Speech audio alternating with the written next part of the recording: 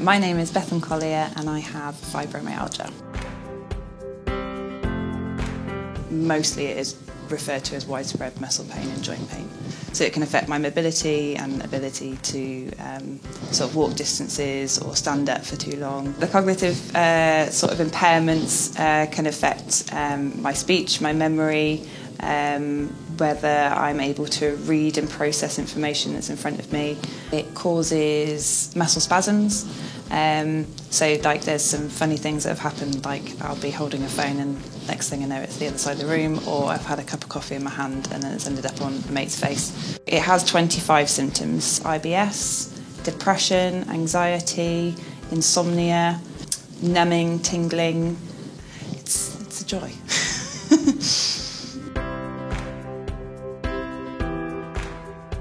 A couple of years ago started a blog, fibro-blogger.com, in order to try and track and sort of share my journal of my experience of trying to climb Kilimanjaro. I'm happy to say and report that I managed to get to the top. What I'm looking to do is to look to connect with other people with fibromyalgia going forward and look to share hints and tips and ways in which you can help manage the condition, because there's currently no cure for it. You just got to learn to manage it through pain management techniques, and my route is sort of mindfulness, because stress is my trigger. I was diagnosed about 6 years ago.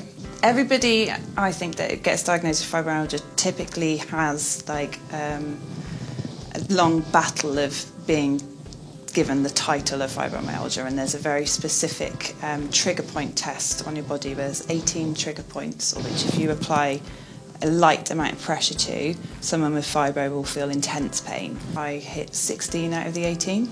It's only really in the last like 10 to 15 years that it's being widely recognised, and quite a lot of people with conditions like ME or other conditions that have caused widespread pain are now being re-diagnosed with fibromyalgia.